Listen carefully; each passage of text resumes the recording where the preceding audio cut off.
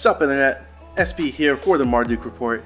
I know we're all hype about the CryoRig Ola, but we still don't have a release date. So while we're counting down the days till its release, I found a case that may give the Ola a run for its money.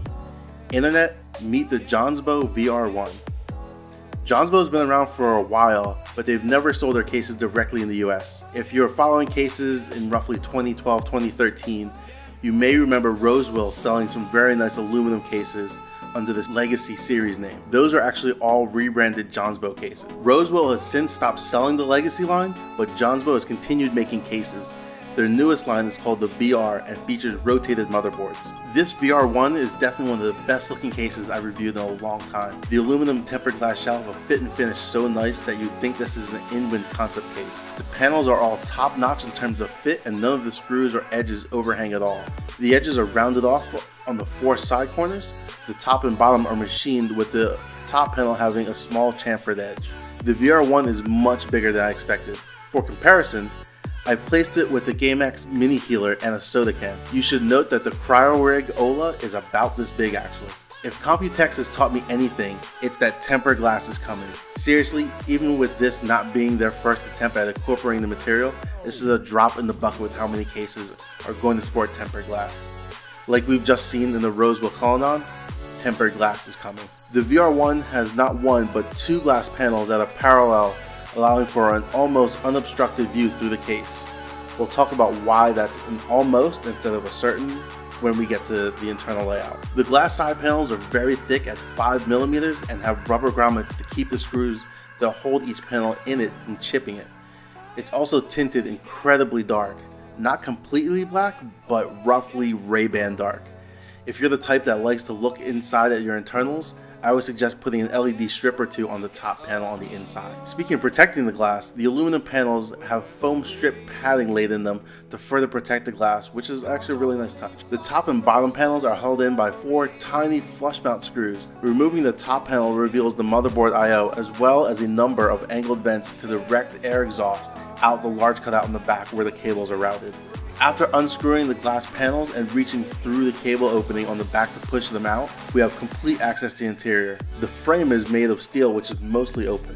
There are 2 120mm fans pre-installed, one at the top and one at the bottom. The top can be replaced with a 140mm fan. I wish the bottom fan could be replaced with a 140mm fan as well. There doesn't seem to be a good reason why the mounts aren't there, which is kind of annoying. Removing the bottom fan for any reason is annoying at best. There's a dust screen, which isn't really all that fine enough, that covers the entire bottom, which is nice. Unfortunately, it also covers 2 of the 4 fan screws and it's held in by the case feet. So getting to the fan requires removal of the feet first, then the filter. There are already 2 notches cut into the mesh for 2 of the fan screws. I wish there were just another 2 holes cut into the filter to allow access to all of the screws. This would make life so much easier with this case. The back side of the front panel has space for 2 SSDs and 1 3.5-inch drive. With current availability of incredibly high capacity drives, this should be more than enough for just about anyone. On the front panel, there's now the standard loadout of connectors, which are 2 USB 3.0 ports, along with a headphone and mic audio jacks. Behind the USB ports is space for mounting a power supply of up to 170mm in length. You'll want to mount the intake fan of the power supply facing the bottom mounted intake fan so it can grab some cool air for itself. Just above the power supply is the motherboard mount. If you're going to air cool the CPU, you have a healthy 190mm of clearance. 120 and 40mm AIOs will fit on the top mount fan space, which gives builders plenty of cooling options. Even having a push-pull setup when the AIO is possible. The main reason this case is so big is the amount of space afforded to the GPU. The max GPU length is 300mm with the bottom mount fan installed. That increases to 320mm with the fan gone. For reference, a GTX 1080 Founders Edition is 267mm long, and the Gigabyte 980 Ti is 287mm in length. The GPU is the actual reason why I said that you kind of get an unobstructed view through the case. Where the GPU sits in the window, it actually blocks the view of most of the other internal. Plugging in peripherals is easy as taking off the top plate of the case. USB cables generally are fine unless they're extra thick, My concern here is for display cables. Neither HDMI or DVI have been known for using skinny cables. For HDMI and DisplayPort, I would recommend getting some kind of angled port saver to keep the cables from crimping. Unfortunately, DVI doesn't have that many options here, so it may be time to upgrade that connection. Building in the VR1 does take a bit of planning, but nothing is unforgiving. Behind the front mount USB are 3 cable tie-down points running from top to bottom. There's also one more tie-down point in the opposite top corner of the front panel.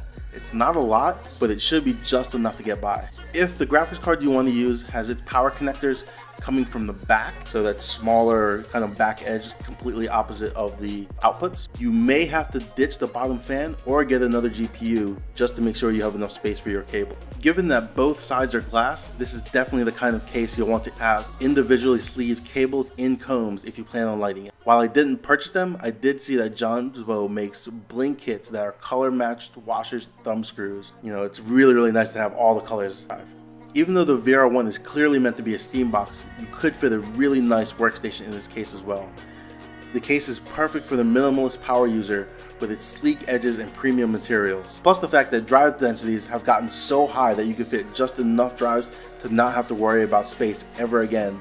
And it has enough space for the baddest of today's GPUs. The VR1 is a solid choice for anyone looking to make the switch to ITX, but don't want to have to give up on GPU power. I give the VR1 a rating of pre-order. I think this case is amazing and actually has me considering my next workstation being ITX. What do y'all think of this case?